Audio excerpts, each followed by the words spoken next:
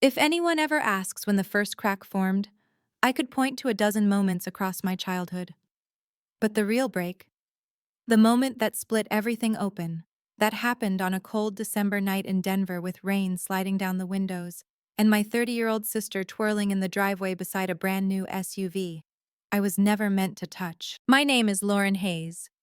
I was 32 that winter, and I had spent my entire life being the reasonable daughter, the one who didn't ask for much, the one who solved her own problems, the one who swallowed her hurt because she knew it wouldn't change anything. I thought I had made peace with it. Until that night, I was standing inside my parents' living room, hands wrapped around a ceramic mug that said "Be grateful."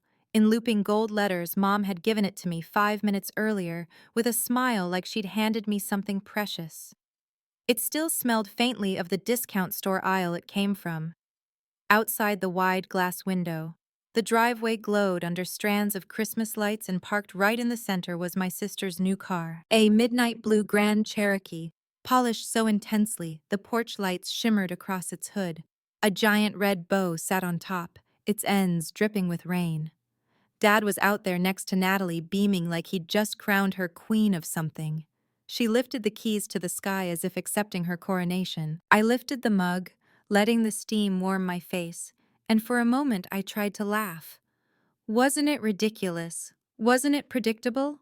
Of course they bought her the car. Of course they spent more on that bow than on everything they had ever given me for Christmas combined. I should have expected it. That's the story of our family. She shines, I manage. She receives. I adjust. She is celebrated. I am tolerated. Mom walked in from the porch, cheeks rosy from excitement, holding her phone like it was a holy artifact. "Look at this picture," she said breathlessly, swiping through images of Natalie leaning on the hood. "This one might go on the family Christmas card. Her smile is just perfect." She didn't ask if I wanted to be in it. She didn't even glance at me. Instead, she patted my arm absently before turning back to the window. "You should be happy for her, Lauren. She's worked so hard this year." I nearly choked on my tea. Worked hard. Natalie hadn't worked a full week in her life. She bounced from job to job on charm alone. And every time she quit or got bored, our parents spun it like a necessary transition. Meanwhile, I put myself through school, paid off my debts dollar by dollar, and kept a roof over my own head without asking them for a cent. But none of that ever made me remarkable the way she was. Outside, Natalie climbed into her new SUV and revved the engine twice loud enough for the neighborhood to hear her friends. Because of course her friends were invited, screamed and clapped as if witnessing a marriage proposal. I watched it all from behind the glass, my reflection faint in the window, small and pale next to the spectacle. Something moved inside my chest then. Something I had kept caged for years. It didn't roar. It didn't explode. It simply woke up. Dinner was served an hour later. Mom had set the table with silver chargers and cloth napkins folded into perfect little shapes. The whole house smelled like rosemary and garlic, and a performance of family perfection. Natalie sat at the head of the table, not in Dad's seat, but close enough that the symbolism was impossible to ignore. We went through the motions: grace, small talk, the polite hum of forks against porcelain. And then it began. Natalie launched into another speech about the SUV, the heated seats, the panoramic sunroof, the sound system that apparently could change your life. Everyone leaned in smiling, clapping at all the right moments. I tried to comment on a new client I'd landed that week, but Natalie cut me off to show a video of herself posing with the Jeep's headlights on. "You can borrow it sometime, Lauren," she said brightly. "You know, if your car makes it through the winter." Heat climbed up my neck. "My car is fine. It's old," she said, wrinkling her nose. "I mean, you're used to doing things the hard way. That's admirable, I guess." Admirable, I guess. My fork stopped halfway to my mouth. Dad cleared his throat. "Natalie didn't mean anything by that." "She absolutely did." I placed my fork down. "Actually, I'd love to hear what you meant." Natalie blinked, surprised that I had dared to respond. "Oh, come on, Lauren. Don't be so sensitive. We know you're not flashy. You don't need much. You've always been low maintenance." Low maintenance translation: easy to overlook. Mom raised her hand as if to calm me. "Let's not create tension during a celebration. This is Natalie's big night. Of course it was. Always hers. Something inside me, that quiet, obedient part that always agreed, always smoothed things over, finally snapped. I pushed my chair back. The legs scraped against the hardwood floor, a harsh grating sound that made everyone flinch. "I think I'm done," I said. Mom frowned. "Lauren, sit down. You're being dramatic." I stood. "No, I'm being clear." Natalie laughed under her breath. "God, you're overreacting. It's just a car." "It's never just a car." The entire table fell silent. They didn't know what I meant, but I did. I turned and walked down the hallway. Behind me, Natalie called out, "Sing-song sweet, don't be mad." "Laur, not everyone can be the star of the family." I stopped. Slowly I looked over my shoulder. "Be very careful," I said quietly, "assuming you know who I am." Her smile faltered for the first time. And in that moment I realized something with icy clarity. They had no idea what I was capable of, because I had spent my whole life making myself smaller for their comfort. That ended tonight. This wasn't jealousy. This was awakening. And none of them were ready for what waking me up would cost. I didn't go far. I walked out the front door, down the icy steps, and into the shadowed side yard, where the noise from the dining room softened into a distant hum. The cold Denver air slapped my cheeks sharp enough to steady my breath. For a moment, I just stood there, the winter wind cutting through my sweater, my pulse thudding in my ears. I should have driven home. I should have left quietly, like I had 100 times before, letting the words and the wounds settle into the familiar ache I'd learned to live with. But my feet didn't move. Something kept me rooted to the spot, trembling with an anger so clean it almost felt holy. My phone buzzed. A text from Riley. Still breathing. I let out a breath that was half laugh, half sob. Riley had known exactly where I was tonight and exactly how it would go. She always did. I typed back, "Barely you up." Her reply came instantly, "Doors open." I didn't even say goodbye to my family. I walked straight to my car, my old sedan, the one Natalie mocked, and turned the key. It took 3 attempts to start the engine. Each failed. Click only tightened the knot in my throat. Finally, the engine caught rattling like it always did in the cold. I reversed out of the driveway, watching the house shrink in my rearview mirror. The string lights glowed warmly against the stone exterior, like a picture-perfect Christmas postcard. Inside those walls, they were probably already back to celebrating, laughing about how overly sensitive I'd been. I knew the script too well. By the time I reached Riley's apartment downtown, a soft snow had begun to fall. Her building was old brick, converted warehouse style, with wide stairwells and hallways that always smelled faintly like espresso. I climbed the stairs, opened her unlocked door, and found her sitting cross-legged on the couch in pajama pants and a loose sweatshirt, hair piled messily on top of her head. She took one look at me and moved aside the blanket. "Come here." I sat heavily, letting my body fall against the cushions. Riley wrapped the blanket around my shoulders, warm and immediate, like she had been expecting me to crumble. "Tell me," she said. I didn't know where to start, so I just let the words fall out: the SUV, the bow, the comments, the dinner table, humiliation. Her expression shifted from concerned to furious, to something like weary recognition. When I finished, she sat back, jaw clenched. "They haven't changed," she said, "not one bit." I shouldn't be surprised. "But you are, because you keep hoping." Her voice was gentle, not accusing. "Every time you think maybe they'll finally see you." I stared at the steam rising from the mug she'd handed me. "It's pathetic." "It's human," she corrected. The room was quiet for a moment. The radiator hummed and the snow outside tapped lightly against the window. Then Riley asked the question that split me open. "So what are you going to do now?" I blinked. "What do you mean?" "I mean," she said slowly, "are you going to let them walk all over you for another 30 years? Or are you finally done?" I looked at her, stunned by the bluntness. Riley didn't sugarcoat truth. It was one of the reasons I loved her, and one of the reasons she terrified me. "I don't know what done looks like," I whispered. Riley tilted her head. "Then let's figure it out." I almost laughed. "You make it sound simple." "It is simple," she said. "Not easy, but simple." Then she got up, walked to her tiny dining table, grabbed her laptop, and set it between us. "Your parents run Hayes Community Services, right?" she asked casually. "Yeah, and Natalie works in their financial development division." I felt something crawl up my spine. "Yes, why?" Riley turned the laptop toward me. "Because if there's going to be a reckoning in that family, it's not going to come from an argument at the dinner table. It's going to come from the truth. I frowned, Riley. What are you implying? She shrugged. I'm implying that your sister lives a life far more expensive than her salary. I'm implying that she drops designer purchases and vacations like someone who's not spending her own money. And I'm implying that if she's been dipping into the wrong accounts, she's arrogant enough to leave a trail. My heart thudded in my chest. You think she's stealing from the nonprofit? Riley didn't blink. I think people who grow up believing they deserve everything never bother to learn limits. It was such a simple sentence, but it reverberated through my entire body. I thought of Natalie's condo, her endless new clothes, her spontaneous trips, the way she never seemed stressed about bills or budgeting. Lauren. Riley continued softly.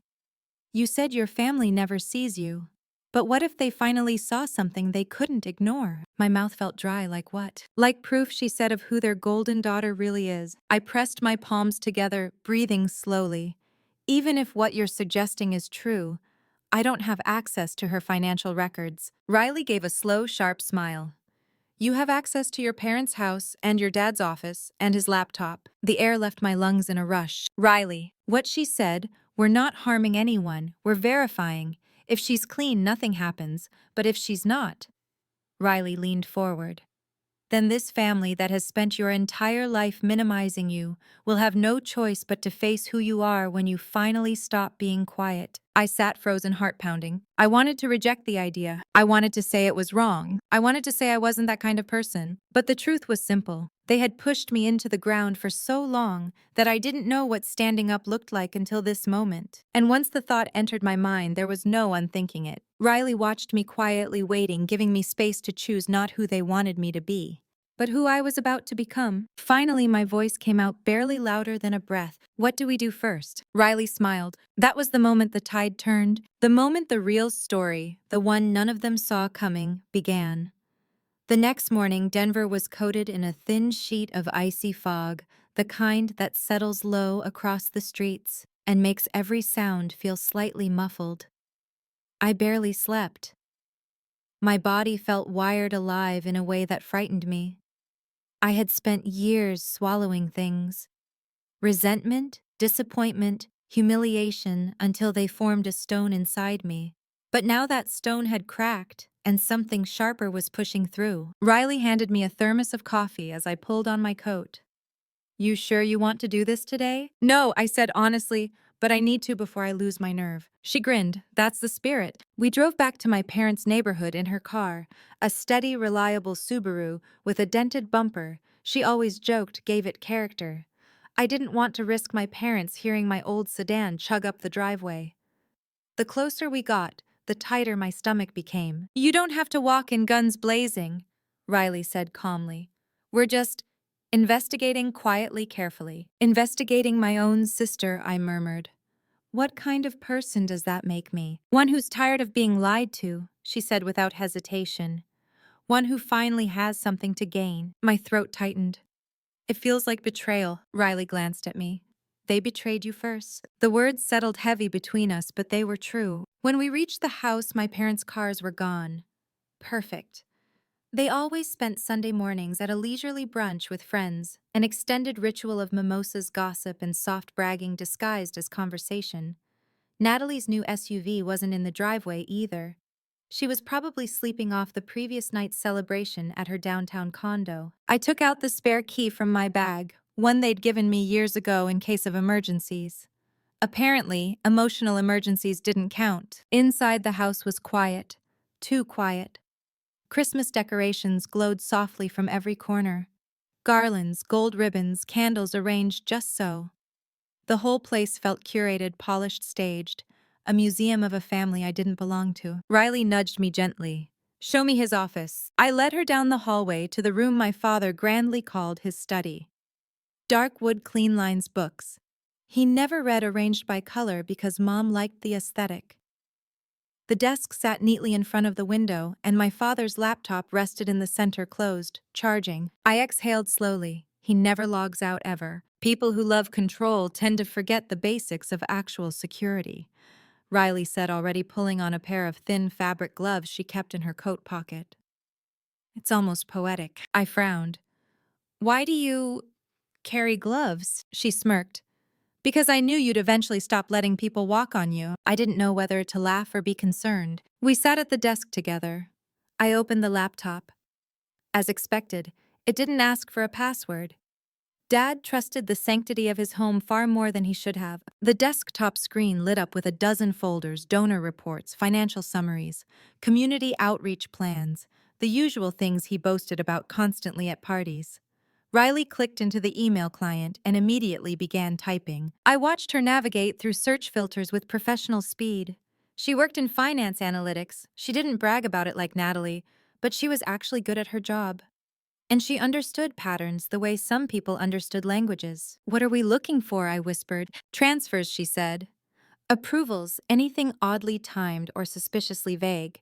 Especially things linking to Natalie's department. My heart beat faster, and if there's nothing, then Natalie gets a shiny, clean slate, she said.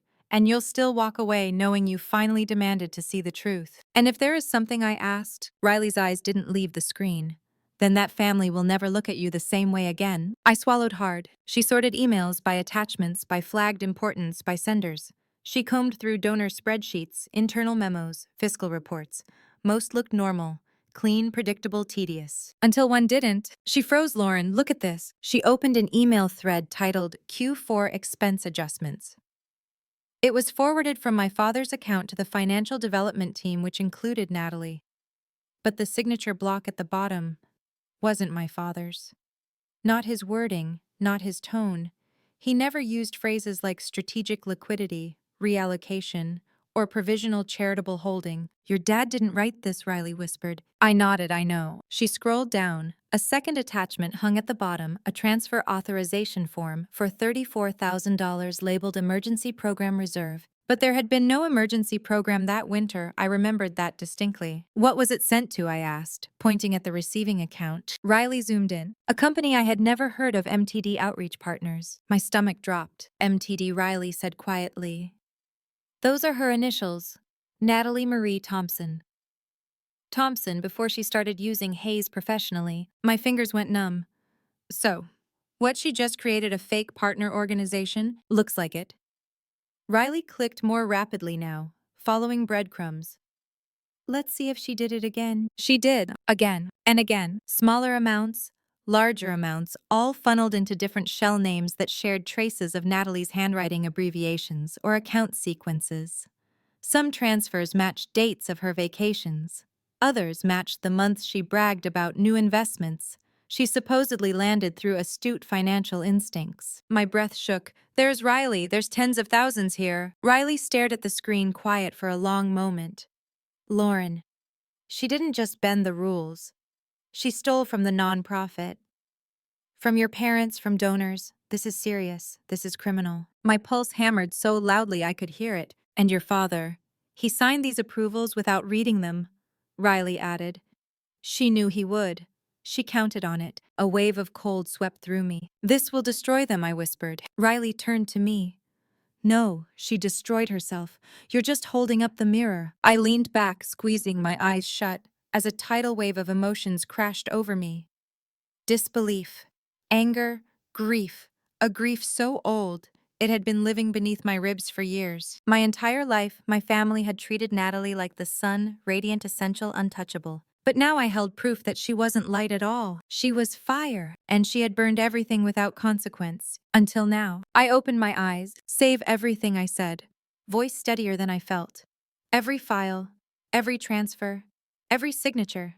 Download it all. Riley nodded once, sharp and certain, absolutely. As she copied the documents onto a drive, a strange stillness settled inside me. Not peace, but purpose. For the first time in my life, I wasn't reacting. I was preparing. When we finally left the house, the fog had lifted just enough to reveal the faint outline of the mountains. The air felt thin and metallic, like the calm before a storm. Riley locked the car doors as we got in. So, what's next? I stared straight ahead. We make them see me, I whispered. All of them. And that was the moment the plan began forming a spark. At first, then a flame. A flame that would burn far brighter than Natalie ever had. I wish I could say the plan came to me gently, like a whisper of clarity in the dark. But the truth is far less poetic. It hit me like a hard physical impact.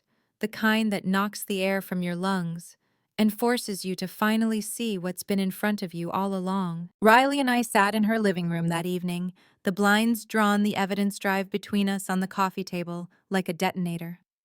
Outside, the snow was falling heavier now, the quiet kind that blankets everything and makes you think the world has paused. But inside, nothing felt still. Everything in me buzzed with a kind of steady, frightening electricity. Riley watched me carefully. "You're thinking," she said hard. "I'm thinking this isn't enough," I murmured. She raised a brow. "We have evidence of multiple illegal transfers, fraud, misappropriation of donor funds. That's more than enough. For the law," I said, "but not for them." Riley leaned back slowly. "You want something bigger?" It wasn't a question, and she wasn't wrong. My parents had built their entire life on reputation charity work. Community partnerships, press releases, full of smiling photos. Everything in their world was about image. What they wanted people to believe about the Hayes family mattered more than what was true. If the truth came out behind closed doors, they'd bury it. They'd protect Natalie, smooth it over, call in favors, hire lawyers, spin a story about clerical errors or misunderstandings. They'd sweep the ashes under the rug like they always did. But if the truth came out in the light in front of people who mattered to them, the fallout would be impossible to contain. "I don't want this to be a private confrontation," I said, choosing my words slowly. "They'd dismiss me. Twist it, hide it." Riley nodded, her eyes sharpening. "So you want witnesses?" "Yes," I whispered. "People they care about. People they want to impress. People who won't forget what they see." Riley exhaled a long, satisfied breath. "Damn, Lauren. You're not just waking up, you're going nuclear." The funny thing was, I didn't feel ruthless. I didn't feel vengeful. I felt justified. "For once, what's coming will destroy their illusion," I said calmly. "Not just Natalie's, all of theirs. And it needs to happen in the most undeniable way possible." Riley pulled her laptop closer. "Then we need an event. Public polished. Something they wouldn't dare cancel. Something they think they're controlling." A thought flashed through my mind so vividly that I laughed an abrupt, startling sound. "New Year's appreciation dinner," I said. Riley blinked. "The annual charity donor event." "Yes." My pulse quickened. "It's in 2 weeks. They host it every year. Big turnout. Donors, board members, partners, local officials. It's everything they care about in one place. And Natalie will be there," Riley added, connecting the dots. Of course she would. She lived for those nights, the attention, the praise, the belief that she was indispensable to the nonprofit's image. "And the event always includes a presentation," I continued. "A highlight reel of the year. Photos, achievements, project impact." Riley's lips parted slowly in realization.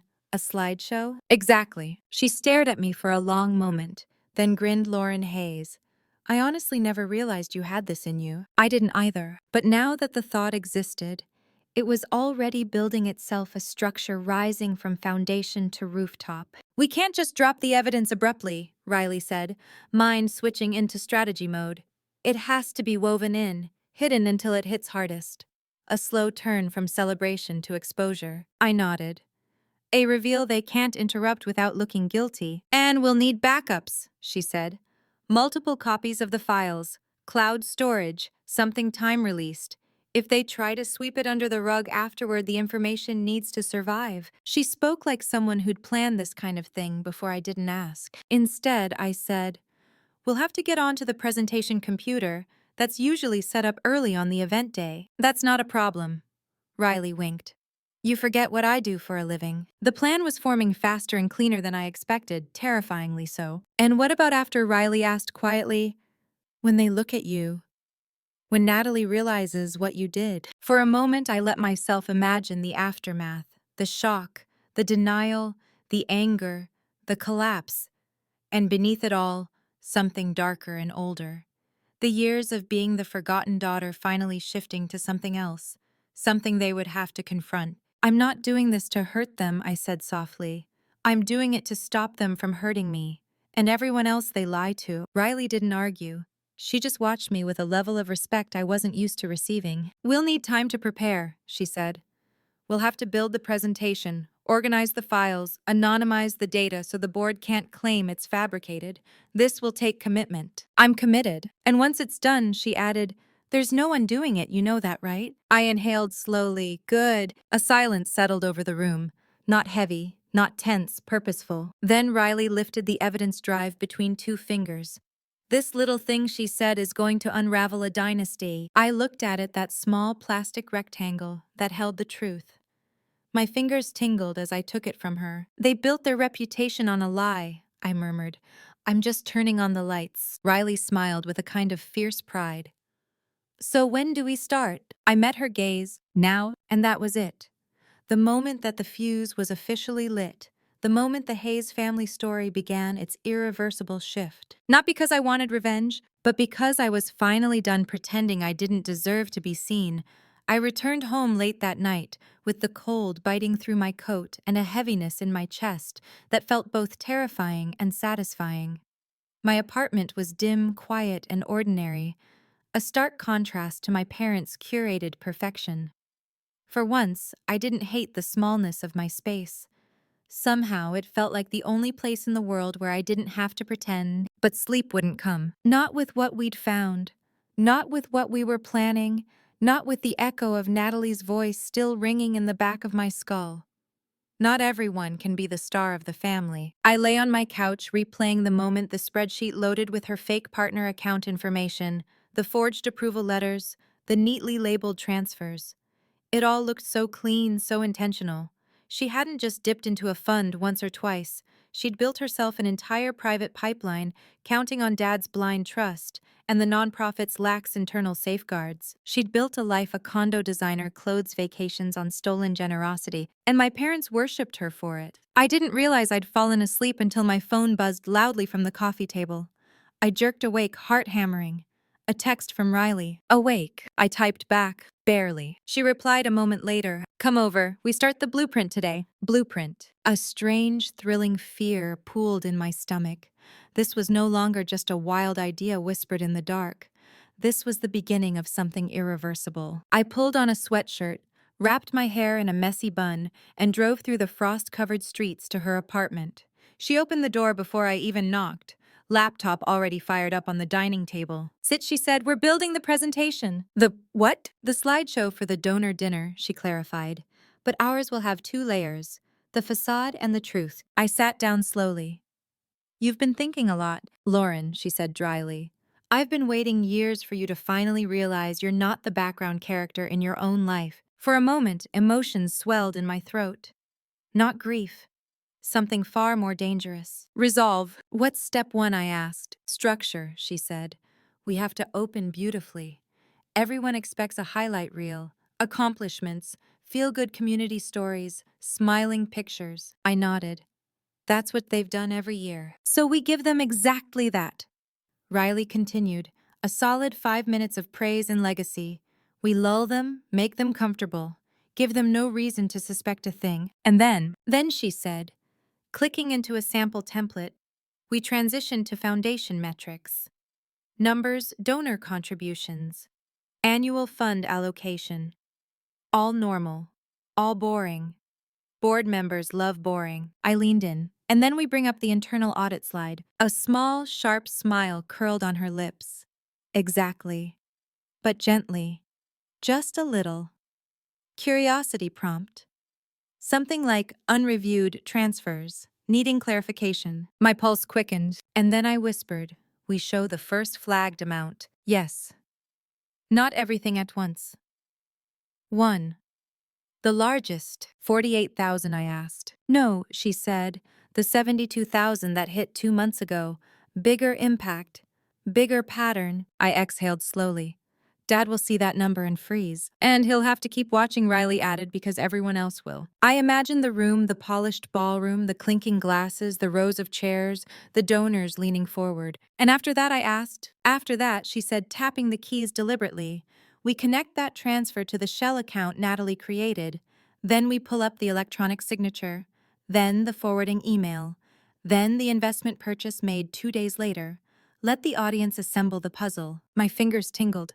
You want them to see it unravel in real time? Revelations hit harder when the room solves the crime before the accused can speak. A cold shiver ran through me. Not fear, but awe. Riley wasn't just smart. She understood people. perception, consequence, narrative. She understood exactly what would make my family unable to escape accountability. And we end with, I asked softly. A timeline, she said, overlapping her major life milestones with the fraudulent transfers. Condo purchase, designer wardrobe spikes, vacation dates, everything we close on one final title slide. Where the truth leads us now. My lungs felt too small. This will destroy her. Riley set her hands on the table. No, she destroyed herself. You're just refusing to lie for her anymore. A deep silence settled between us, and slowly I nodded. Okay, I said, we do it. For the next 3 hours, we built the skeleton of the presentation, clean, polished, deceptively harmless, and beneath the surface like a trap door, we embedded the data that would force the truth into daylight. At one point, I paused and stared at the glowing laptop screen. Do you ever think, this is too far? Riley looked up. Do you? I swallowed. No, that's the part that scares me. You don't have anything to feel guilty for, she said firmly. You're revealing facts. You're not inventing them. You are finally showing your family what they refuse to see. I guess. No guessing, she said. You're not acting out of spite. You're acting out of self-respect. The words hit so deeply I had to look away. After we finished outlining the presentation, Riley turned off the laptop and folded her arms. Next step, she said, is gathering every piece of data into a secure master folder. No tampering. No risk of modification. We need timestamps. Metadata the works. I nodded, and then Riley's voice softened. Then we wait, and we make sure you're prepared for what comes after. What comes after? I asked. She looked me straight in the eyes. The moment your family realizes the daughter they ignored is the only one with the power to bring the truth into the room. My breath shook. Because she was right. For the first time in my life, I wasn't the overlooked daughter. I wasn't the quiet one. I wasn't the one who kept the peace. No, I was the variable no one accounted for. The daughter who could tilt the entire story. And the dinner, that impeccably staged event, would be the night they finally understood that ignoring me was the most expensive mistake they'd ever made. The following week crawled by in a strange haze, equal parts dread and adrenaline. It felt like standing inside the eye of a hurricane. Everything too calm, too still, while the real storm gathered at the edges. My parents texted our family group chat several times with cheerful updates about the upcoming donor dinner. Mom, so excited for the New Year's appreciation event. It's going to be our best one yet. Natalie. Obviously, I'm overseeing the highlight reel this year. No pressure. I stared at that message for a long time. She wasn't overseeing anything. Not anymore. Not once our plan slipped into place. But Natalie was predictable, blissfully unaware, forever assuming the universe was her personal stage. If she sensed anything off, if she suspected I was involved in the slideshow, in any capacity, she would have dug her nails into it. But she didn't even remember I existed most days, unless she needed a comparison point to shine against. Riley came to my apartment almost every night after work. We'd spread documents, printouts, USB drives across my small dining table, she explained. Metadata structures, digital timestamps, and how to ensure the files were tamper-evident. I learned more about financial fraud in 7 days than in my entire life. Your sister wasn't subtle, Riley muttered one night, tapping a screen with a stylus. This is amateur-level fraud. She practically labeled everything with her initials. That sounds like her, I said quietly. She never had to hide anything. Riley arched a brow. Well, she does now. I hesitated. Do you ever worry I'll regret this? No, she said simply. Because regret comes from acting impulsively. But you're not impulsive. You've been force-fed. Silence for decades. You're not lashing out. You're correcting the scale. Her certainty steadied me more than I admitted. By Thursday, we had completed the final version of the presentation. Riley created 3 identical USB drives, one to plant in the event computer, one locked in her safe, and one in my possession. She also uploaded an encrypted version to a cloud account only I could access. When this blows up, she said, sealing the drives in small velvet pouches, people will accuse you of doctoring the files. This ensures you have indisputable proof. I stared at the pouch in my hand. I'm scared, I whispered. She didn't brush it off, didn't laugh. Instead, Riley sat down beside me and spoke with a steadiness that pierced straight through my panic. You're supposed to be scared, she said. It means you understand the gravity. But fear doesn't mean you're wrong. It means you're standing at a threshold you've needed to cross for your entire life. Her voice softened. This is your moment. They wrote you out of the story. Now you're writing yourself back in, and not as a footnote. My eyes burned, but I blinked it away. What if they hate me? I asked. She gave a soft, almost pitying smile. Lauren, they already dismissed you, ignored you, minimized you. Why are you still scared of losing something you never really had? The truth of it hit me like a cold wave. I wasn't risking a family, I was risking an illusion. The dinner was scheduled for Saturday. By Friday, I had trouble keeping my hands still. Everything I touched seemed fragile. My phone, my keys, my own breath, my own. That afternoon, my mother called. Lauren, sweetie, she sang into the phone. I wanted to ask if you would help set up on Saturday. Natalie will be so busy preparing her parts of the program. A pulse of dark amusement rolled through me. My parts, I repeated. Yes, she said. Her slideshow, of course. I almost choked. If only she knew. Sure, I said lightly, I'll help. Oh, wonderful. See, this is why we're so grateful for you. You've always been so supportive of your sister. I bit my tongue before something sharp slipped out. Yes, I said instead, that's me supportive. After we hung up, I sat on the edge of my bed staring at the ceiling. They really had no idea. That night, sleep avoided me again. My mind kept replaying what would happen. The ballroom, the lights dimming, the crowd settling into their seats unaware of the shift about to unfold. My father speaking at the podium, proud and oblivious. The projection screen illuminating slides, rolling in sequence. First soft, then suspicious, then damning. And then the moment everything snapped, I imagined Natalie's expression. The confusion, the dawning horror, the scramble to contain it. My parents' faces draining of color as they realized the magnitude of what they had enabled. I should have felt triumphant. Instead, I felt heavy, like this wasn't just about exposing Natalie, but exposing the entire ecosystem that made her possible. The favoritism, the blindness, the dismissiveness, the years of quietly asking for the smallest bit of acknowledgement and being handed scraps wrapped in pretty phrases. Around midnight, there was a knock on my door. It was soft, familiar. Riley. How'd you know I was awake? I asked. She smirked. Because tomorrow will be one of the biggest days of your life and you overthink everything. She handed me a paper bag. Inside was a fresh croissant and a small container of honey butter. Eat, she said. You'll need energy to dismantle a dynasty. I laughed more honestly than I had in days. We sat together for a while watching the snow fall under the streetlight outside my window. No words, no planning. No strategy, just stillness. Eventually, Riley rose. I'll meet you at the venue at 4 tomorrow, she said.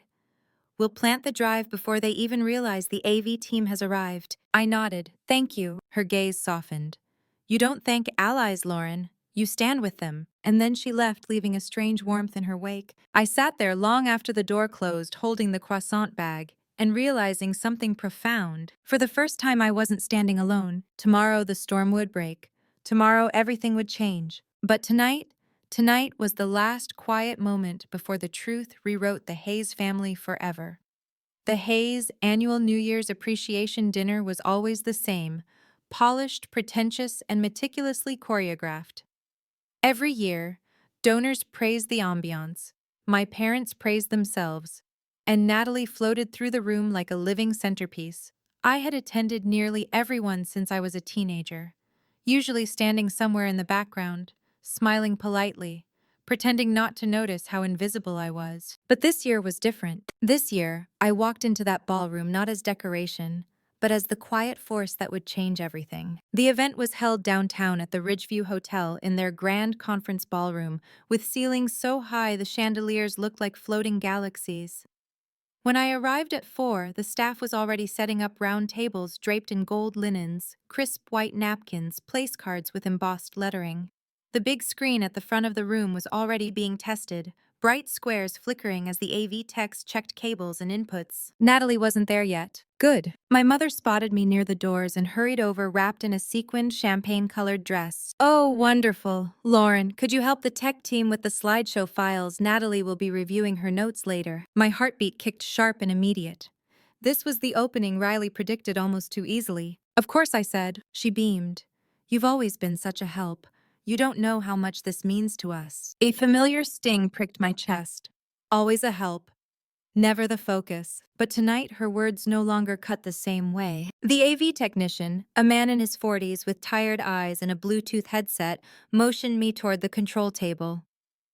You have the presentation file. Yes, I said, handing him the USB-R USB, the one Riley labeled innocently as Hayes Annual Slides Final. I felt my pulse spike as he plugged it in. Should load in a second, he muttered. I breathed carefully, evenly. My stomach churned, but my mind was clear. This was happening. The trap was being set gently, quietly, right under their noses. There. Riley arrived 5 minutes later, sweeping through the doorway with a clipboard and a confidence that made her blend perfectly with the staff. You're good, she asked under her breath as she neared me. I think so. She bumped her shoulder lightly against mine. You're more than good. You're terrifying. The technician called out, got it loaded. I'll cue it to run automatically after the intro reel. My heart flipped. Automatically. Perfect. My mother clapped her hands in delight. Lovely Natalie will be thrilled. I wondered briefly if my mother would still be able to say that sentence an hour from now. The donors began arriving at 6. The room swelled with polite laughter, clinking glasses, the muted hum of wealthy people congratulating themselves. Men in tailored suits, women in glittering dresses, local officials working the room, board members shaking hands with practiced warmth. I stood near the back, watching it all unfold like I had stepped out of my own body. At 6:45, Natalie arrived. She made an entrance because she always did, slim black dress hair curled in loose waves, makeup flawless. People lit up when they saw her. She basked in it gracefully, greeting them with air kisses and soft touches on their arms. She did not look at me, not once. Eventually, she made her way toward our parents. Dad put an arm around her shoulders, practically glowing. Ready for your big night? He asked. Always, Natalie purred. My chest tightened, not from jealousy, but from the sheer irony. Riley stood beside me, whispering, She's going to be crushed. I swallowed. I'm not trying to crush her. Yes, Riley said softly. You are. And that's okay. Dinner was served promptly at 7. Herb-crusted chicken, roasted vegetables, delicate little potatoes, arranged like art. I barely touched mine. Natalie was mid-story about how hard she'd been working on the impact strategies for the foundation. This year, a story I knew was either entirely exaggerated or entirely stolen from someone else. When the lights dimmed slightly, ladies and gentlemen, Dad's voice echoed across the speaker system. Thank you for being here tonight. Your generosity continues to make our mission possible. Now, before we continue, we'd like to present a look back at the incredible year we've had. Natalie sat up straighter, smiling like an actress waiting for her close-up. Riley leaned down and murmured in my ear, "Showtime." The ballroom darkened fully. Conversations tapered off. All eyes lifted to the massive projection screen. The first slide appeared. Hayes Community Services Year in Review. Soft music played. Photos of volunteers. Events. Smiling families. Community projects. Donors nodded approvingly. Natalie beamed, placing a manicured hand over her heart, as if she were personally responsible for every good deed. The second slide rolled in more heartwarming images. Then a third. Applause sprinkled lightly throughout the room. And then slowly, subtly, the tone shifted. The music faded. A new title emerged. Annual Financial Summary. Selected Transfers for Review. At first, no one reacted. It looked ordinary enough. But the next slide wasn't ordinary. It displayed a single line item. Unreviewed transfer, $72,000, authorized by MT Development Partners. A soft, confused murmur rippled through the room. I saw my father straighten in his chair. My mother's smile faltered. Natalie blinked, still smiling, but tighter now. Then came the next slide. Receiving account, MTD Outreach Partners. No public record found. The murmurs grew. What is this? Someone whispered behind me. Natalie's brows pinched. She shifted in her seat. The next slide hit harder. Authorized by internal signature. N. Hayes Development Division. Date match. Internal cross-check flagged. Dad's head snapped toward her. Did you sign that? He asked, voice low and sharp. Natalie laughed nervously. What, Daddy? This is obviously a mistake. But the presentation didn't pause. It kept going. Slide after slide, transfers. Shell accounts forged, approval letters, investment purchases, made within days of each withdrawal, dates aligned, signatures matched. Patterns became undeniable. People leaned forward in their seats, board members whispered urgently. Phones came out snapping pictures. Someone said aloud, This looks criminal. Natalie stood abruptly. Turn it off, she yelled. Turn it off, right now. But the AV system didn't respond to her. The slideshow was automated uninterruptible unless someone manually unplugged the projector, and Riley had taped down the power strips. The final slide appeared, where the money went. A timeline of misappropriation. It displayed 3 parallel paths: stolen funds, shell accounts, personal lifestyle purchases, condos, vacations, designer items. Natalie's Grand Cherokee was highlighted at the very end of the timeline. Dead silence filled the ballroom. Then someone whispered loudly, "Oh my God." Another voice, "She stole from donors." And another, "What does this mean for the board?" Natalie turned, face drained of all color, eyes wild.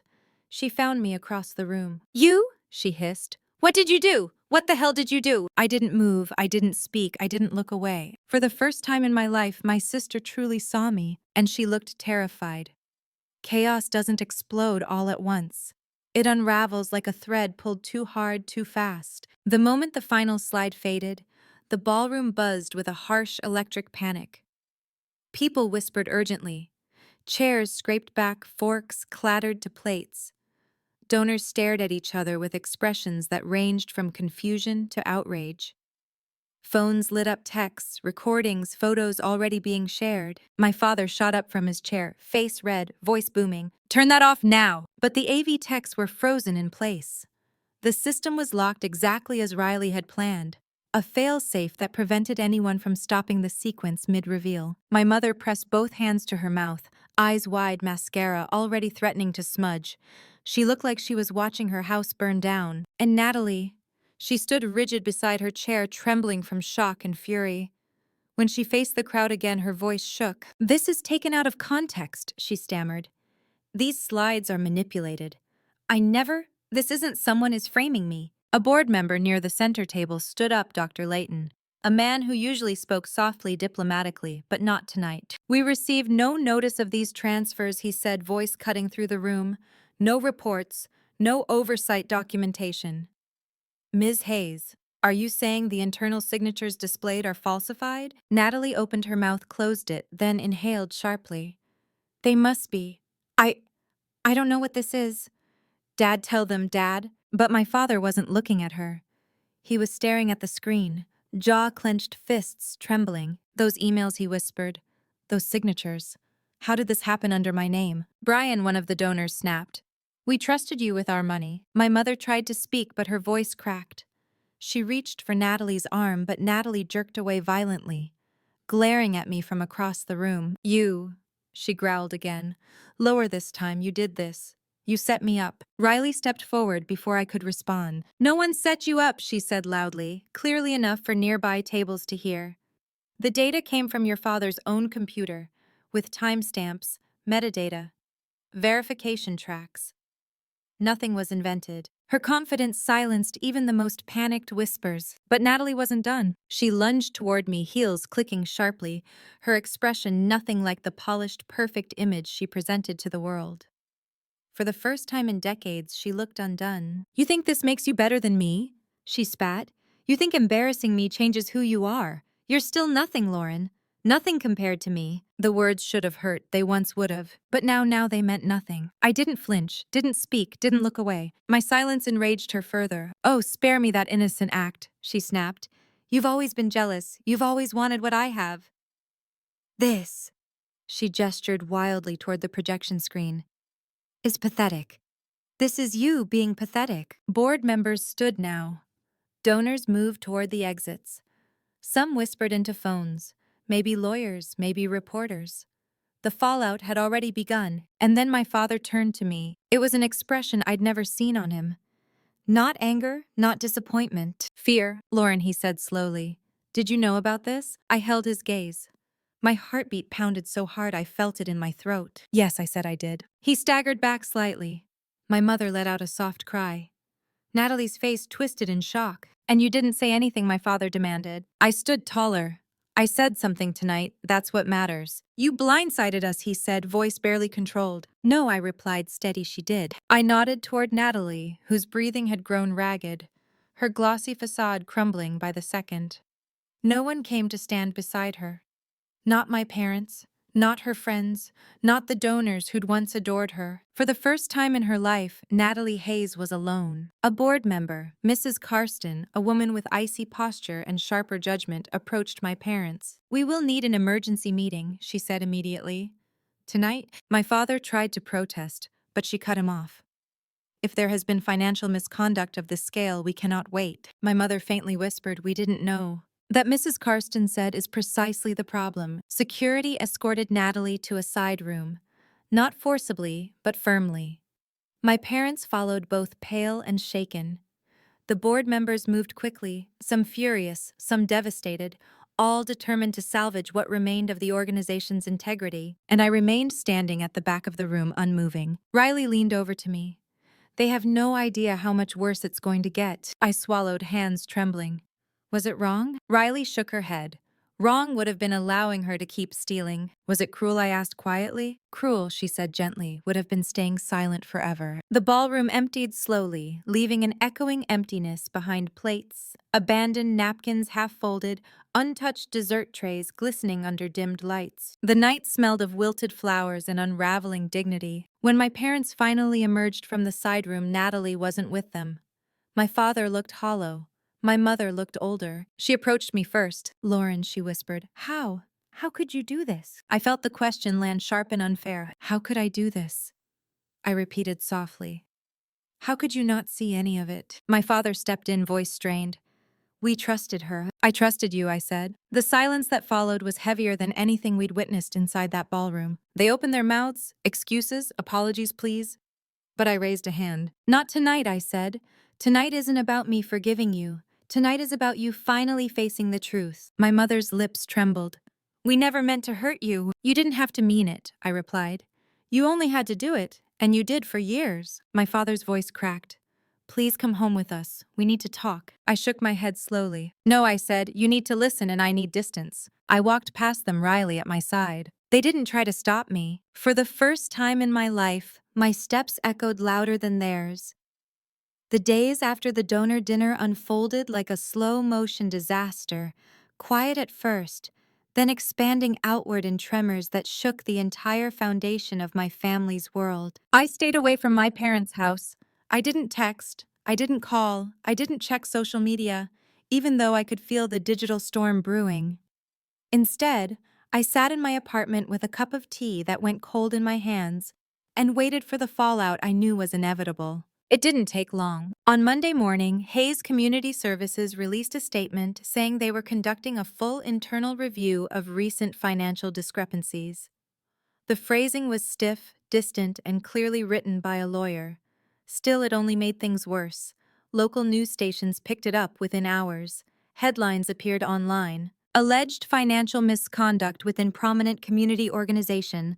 Board members call emergency audit after shocking event questions surround executive daughter's role in charity finances." And then the inevitable: who is Natalie Hayes? The news requested interviews. Donors demanded answers. The board announced they were bringing in an outside auditing firm, one of the most feared in the state. That was when I knew things were truly bad. That firm didn't sweep problems under the rug. They dug until they hit bone. Still, for 2 days, I heard nothing from my parents. Not a word. It was almost peaceful. On Wednesday, everything changed. I had just finished signing documents for a new accounting client when someone knocked on my apartment door. When I opened it, my father stood there in a suit that looked like it had been slept in. His eyes were red, his skin pale, his shoulders slumped in a way I had never seen before. He had always carried himself with the stiff-backed confidence of a man admired by many, but today he looked small. "Lauren," he said, voice rough, "may I come in?" I hesitated. Once I would have stepped aside immediately. This time I thought first, then I allowed him inside. He sat on my couch, hands clasped tightly. I didn't offer him tea. I didn't soften anything. I sat across from him in the armchair and waited. After a long stretch of silence, he finally spoke. She admitted it. My breath caught. "Natalie," I said. He nodded hollow. "The auditors showed her the documentation you uncovered." She tried to deny it at first, but eventually she broke down. "There are dozens of transfers, some larger than what you found, some smaller, all unauthorized." I closed my eyes briefly. "How long?" "Close to 2 years," he whispered. A sharp, cold ache spread through my chest. 2 years of siphoning money while I struggled to pay rent. 2 years of building her perfect, shimmering life on the backs of people she claimed to help. My father scrubbed a hand over his face. We don't know yet how much damage she's done. But the board, his voice cracked. They want us to step down. Both of you. He nodded miserably. They said we failed the organization, that our oversight was non-existent. It was the first time I'd ever heard my father admit fault so directly, but instead of satisfaction I felt something heavier. So what happens now, I asked. He swallowed hard. We are liquidating some assets to repay the misappropriated funds. It won't cover everything. The rest will likely be handled legally. I folded my hands in my lap. What about Natalie? His jaw tightened. She's on administrative leave pending investigation. The board may pursue charges. We've hired an attorney. The word investigation hung heavily between us, cold and unforgiving. He leaned forward suddenly, voice trembling. Lauren, I need you to understand something. We never meant to hurt you. We thought. You thought she was the one worth investing in? I finished quietly. He winced. You let her shine, I continued, and expected me to stay dim so I wouldn't compete.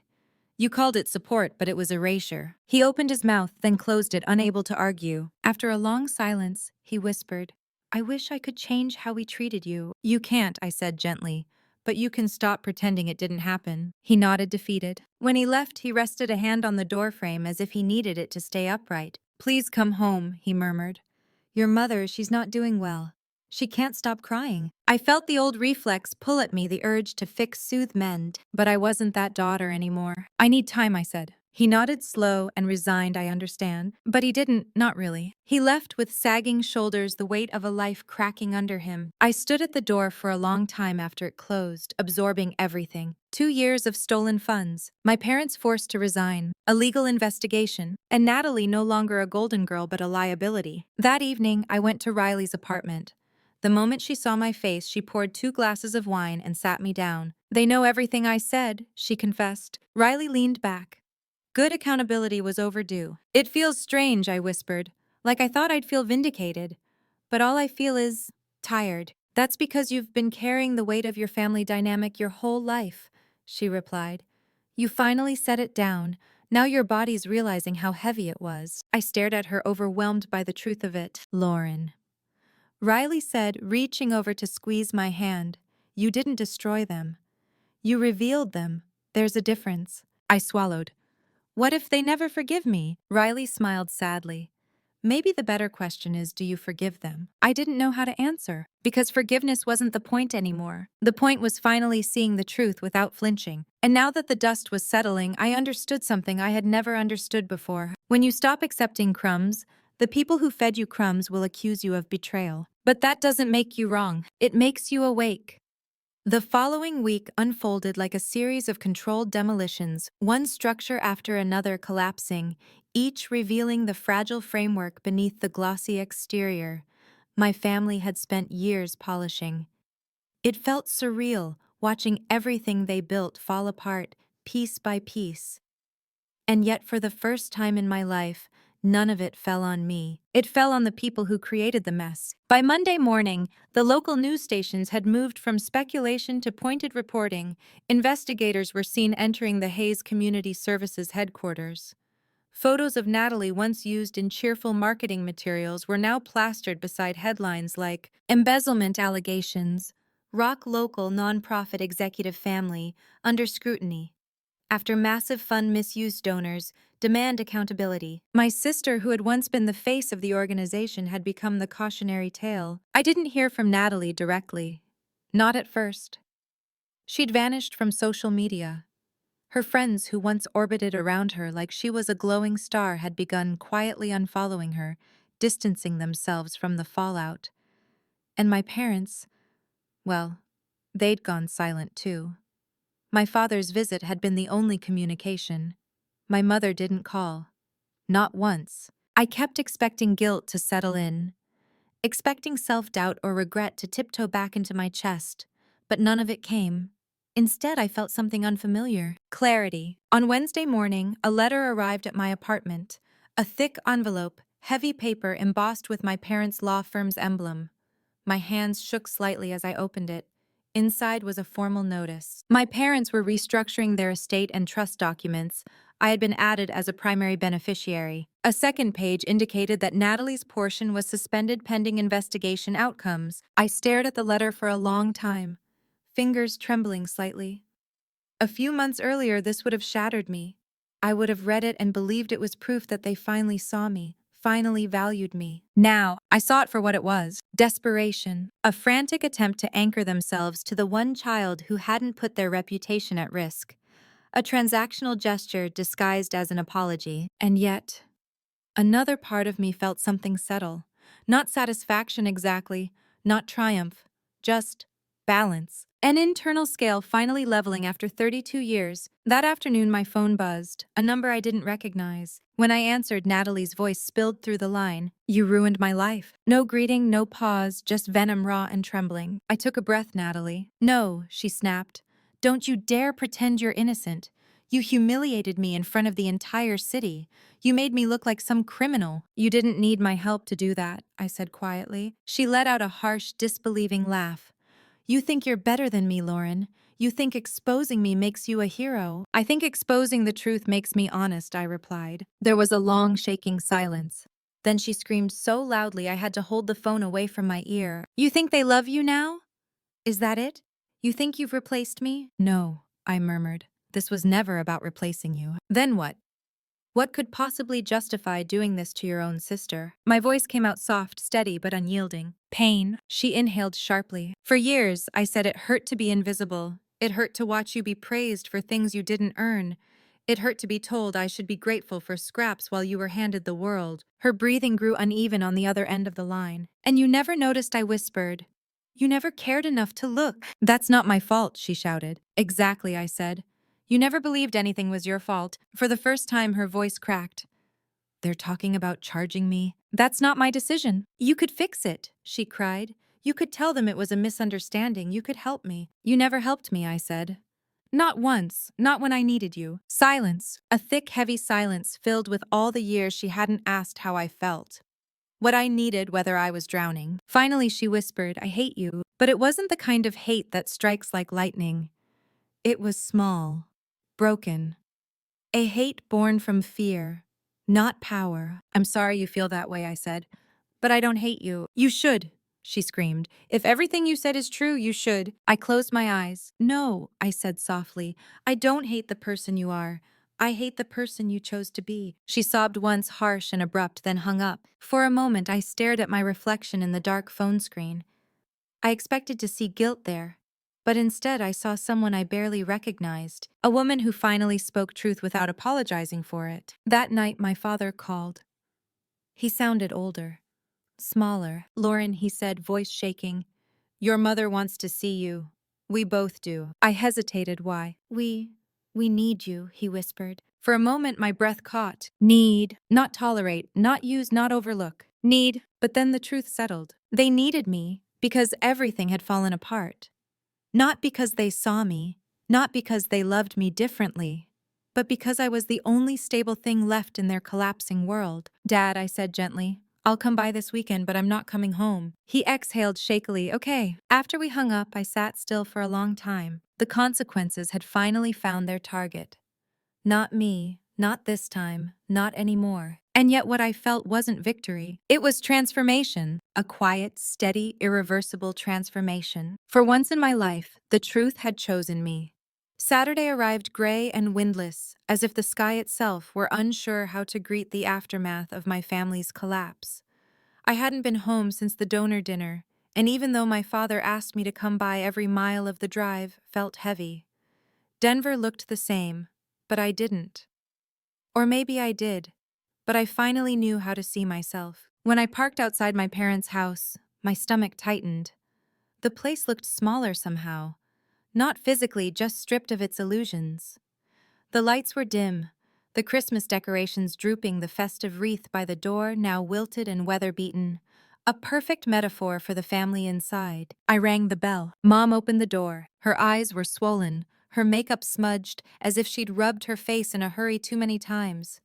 She looked at me like she wasn't sure whether to hug me or collapse. "Oh, Lauren," she whispered, voice breaking. She reached for me, not with the confidence of a mother who expected her child to give comfort, but with the trembling hesitation of someone who feared the comfort might not come. I let her hug me, but I didn't melt into it. When she pulled back, she cupped my face as if searching for the little girl she once understood.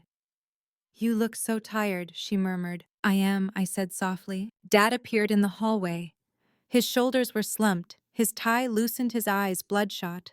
He looked at me with gratitude and shame, tangled together. "We're glad you came," he said. I nodded and followed them into the living room. That room, God, it held decades. Birthdays, arguments, Christmas mornings where Natalie opened gifts worth more than my yearly income.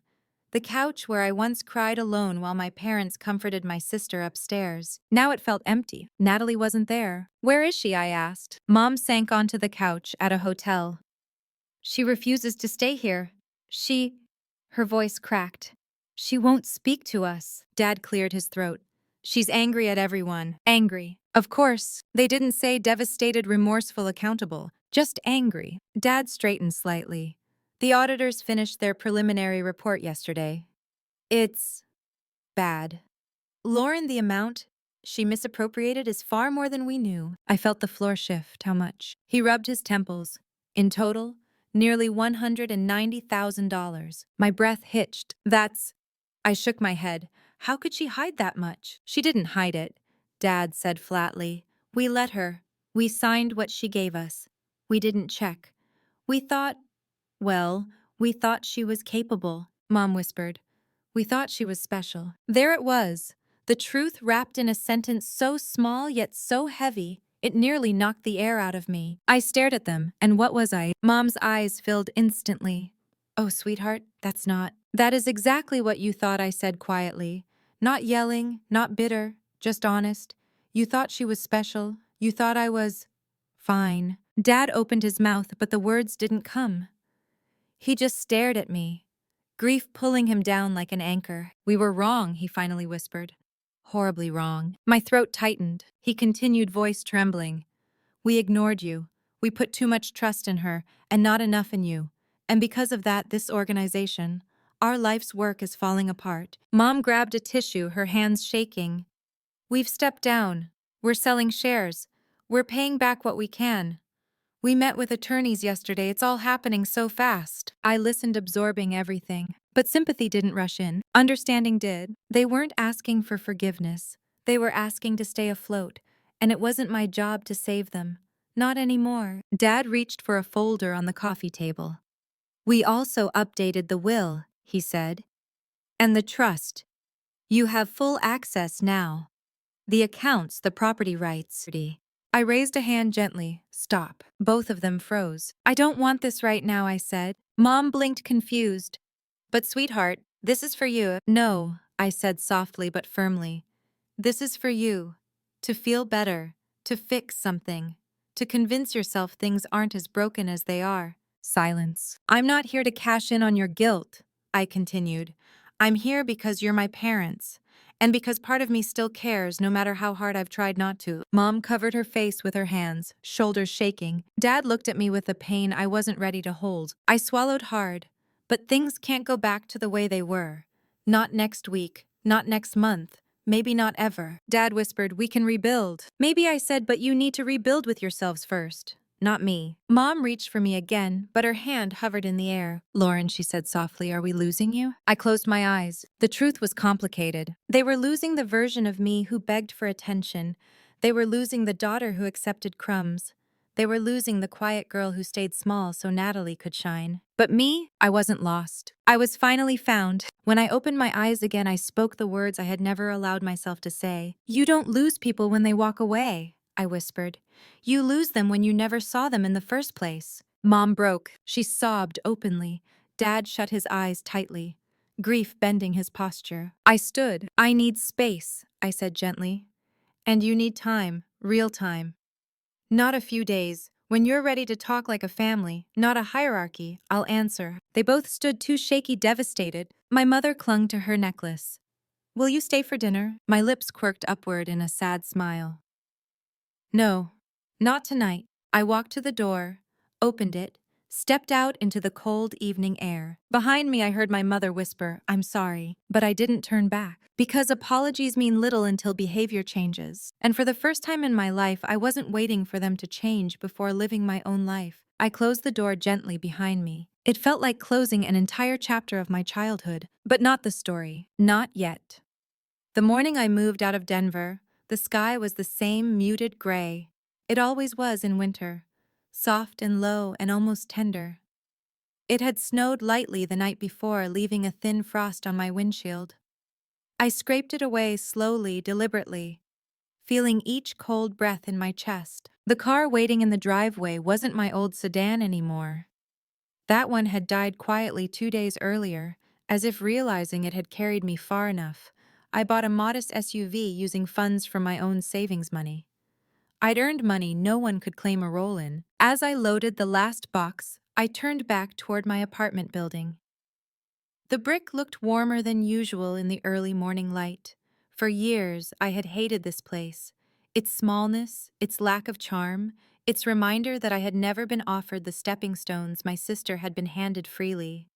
But now it looked like the first corner of freedom I had ever carved out for myself. I was moving 3 hours north to Fort Collins. A fresh start. New clients, new air. My phone buzzed. It was a text from my mother. "We love you. Please visit." I stared at the message for a long moment, letting the quiet honesty of it settle.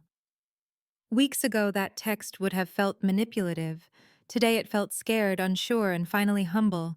My parents were trying in their own fractured way. Trying came late, but it came. I typed back, "I'll visit when we're ready, not when we're afraid." I hit send. Then another message came in wryly, "Coffee before you leave." I smiled. I drove to her place where she was waiting on the curb, with 2 lattes and a smirk that said she'd already judged my inability to leave without saying goodbye. "You look lighter," she said, handing me my drink. "I feel lighter," I admitted. Riley leaned on the passenger door. "Your parents called me yesterday. Left a message." My eyebrows shot up. "Really, what did they say?" "That they're grateful," she said. "That you have a friend like me." A short, soft laugh escaped me. "They must be desperate." "Beyond," she said dryly. Then her tone softened. "But they meant it, Lauren." We stood there for a minute, sipping our coffee, letting the cold breeze brush over our faces. "You did something impossible," Riley said quietly.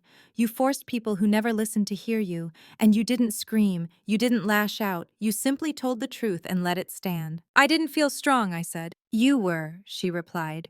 "Strength doesn't always feel like fireworks. Sometimes it feels like finally putting down a load you shouldn't have carried in the first place." I swallowed the rising lump in my throat. "Thank you," I murmured, "for everything." She shrugged. "Don't thank me for standing next to you. You did the walking and you walked through fire." I hugged her. This time it wasn't from fear or exhaustion, it was gratitude, genuine, clean. When I pulled away, she asked, "So what's next for Lauren Hayes?" I looked out toward the road. "A life that's mine," I said. She smiled. "Send postcards?" "I will." I got into the car, closed the door, and took a long breath. My reflection looked back at me from the rearview mirror. I used to hate mirrors. They reminded me of the girl no one chose. The girl overshadowed by a sister who seemed to glow effortlessly. Now I saw someone else, someone solid, someone visible, someone whole. I started the engine and drove out of the city. As I passed the exit sign for Denver, memories flickered through my mind. Natalie laughing in the driveway, my mother praising her from every angle. My father's pride shining like a spotlight that never touched me. Then images from the donor dinner faces, stunned truths unraveling the silent moment when Natalie finally really saw me. It didn't bring satisfaction. It brought release. 3 hours later, I pulled up to my new townhouse, smaller than anything my parents had ever imagined for their daughters, but filled with possibility. I carried the first box inside, set it on the kitchen counter, and took in the empty rooms. An entire blank slate. I spent that evening unpacking slowly, carefully. No rush. No deadlines, just the soft hum of my new refrigerator, the glow of warm lights, the sound of snow tapping lightly against the windows. At dusk, I stepped outside to breathe the cold air. It was crisp, almost sharp, but honest. I felt something shift deep inside my chest, a settling, a peace. For the first time in my life, the absence of approval didn't feel like loss. It felt like space to grow, space to choose, space to exist without shrinking. As the day faded, I whispered into the quiet, "This is mine." And I meant it more than anything I'd ever said. A week later, I received a short letter in the mail from Natalie. I stared at it for a long time before opening it. The handwriting was uneven, rushed. "Lauren, I don't know who I am without them. Without being who they wanted. I don't know how to apologize, but I'm trying. I hope someday you won't hate me, eh?" I folded the letter once carefully. I didn't forgive her. Not yet. But forgiveness wasn't the finish line of this story. Freedom was. And I finally had it. As I placed the letter in a drawer and walked toward my new window, overlooking the quiet street, the snow began to fall again. Soft, steady, familiar. Not a storm. Not anymore. Just a beginning. Thank you for listening. If stories like this move you, make sure to like, comment, and subscribe for more true-to-life tales of resilience, justice, and the strength found when we finally stand up for ourselves. Because sometimes the sweetest revenge is becoming the person they never imagined you could be.